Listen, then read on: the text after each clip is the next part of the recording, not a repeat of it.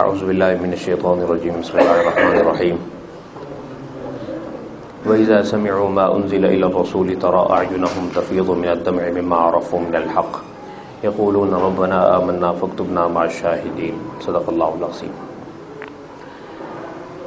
مکہ مکرمہ کی زندگی میں رسول اللہ صلی اللہ علیہ وسلم نے جب دین کی دعوت دینا شروع کی تو آپ کے ماننے والوں پر بھی اور آپ پر بھی دائرہ تنگ کر دیا گیا۔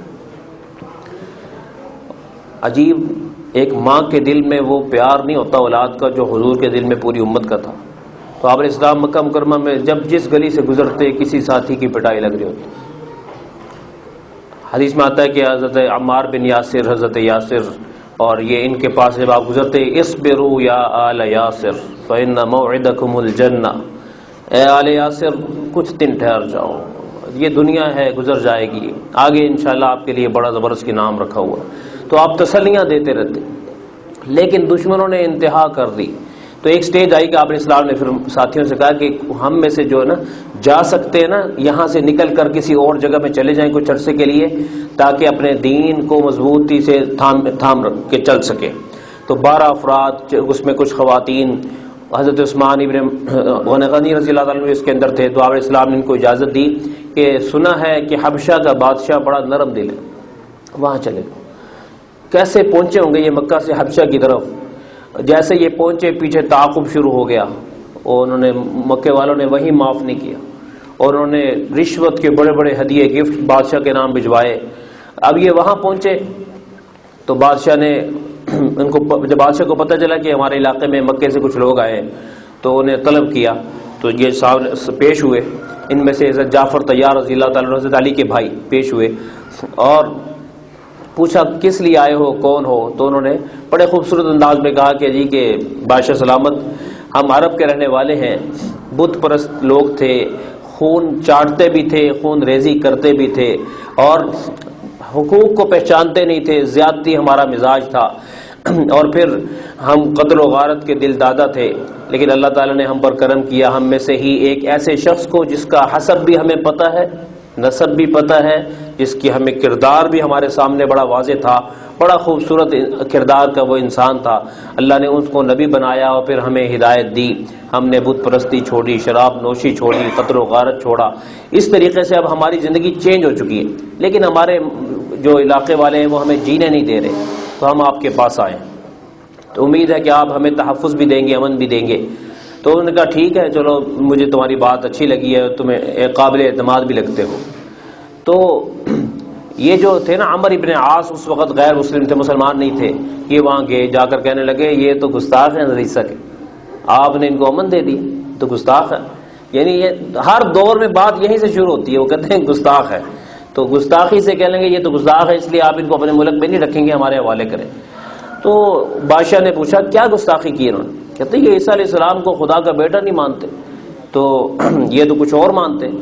تو پھر بادشاہ نے دوبارہ ان کو طلب کیا۔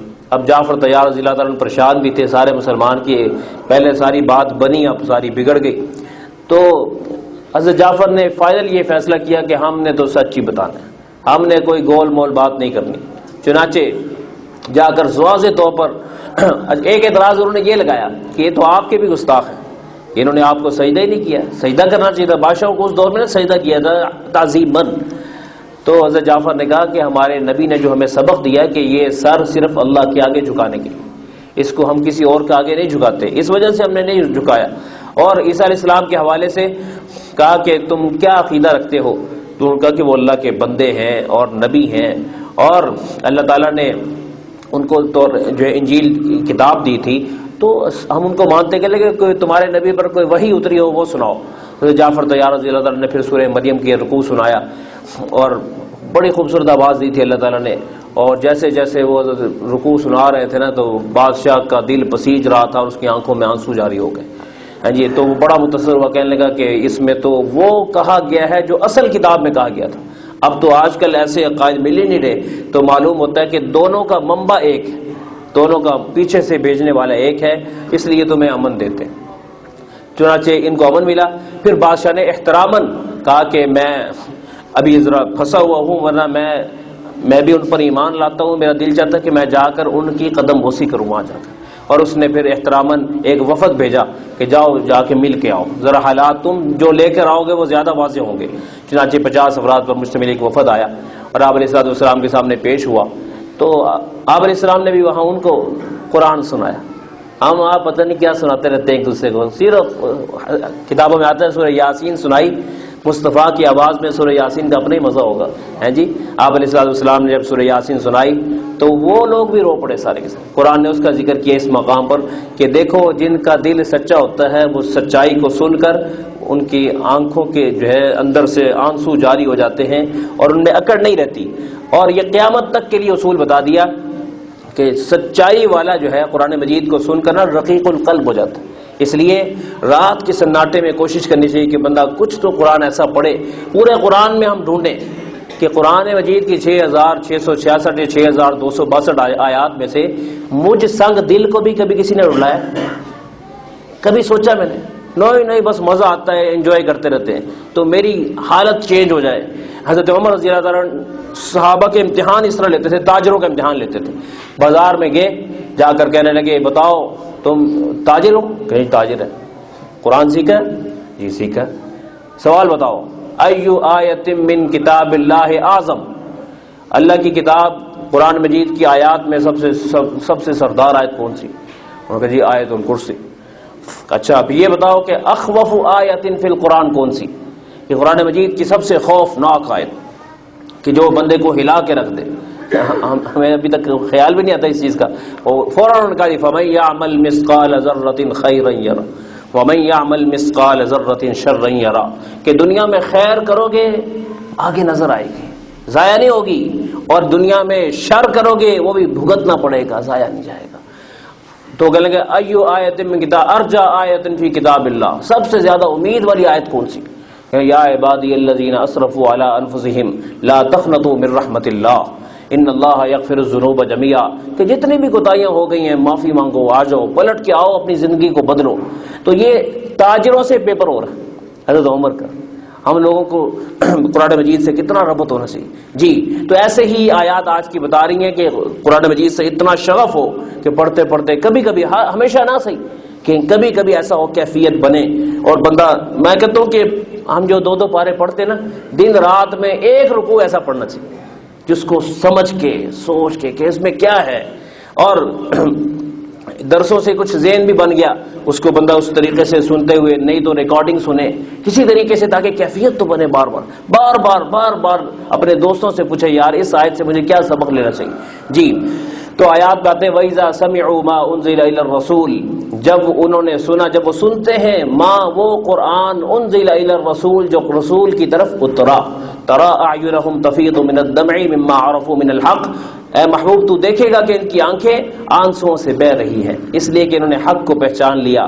مما عرفوا من الحق، حق جب سمجھ آ جاتا ہے تو انسان کی اکڑ ختم ہو جاتی۔ یقولون ربنا آمنا، اور وہ کہتے اے ہمارے رب ہم ایمان لے آئے۔ فاکتبنا مع الشاہدین، آپ ہمیں گواہی دینے والوں میں سے لکھ دیجیے۔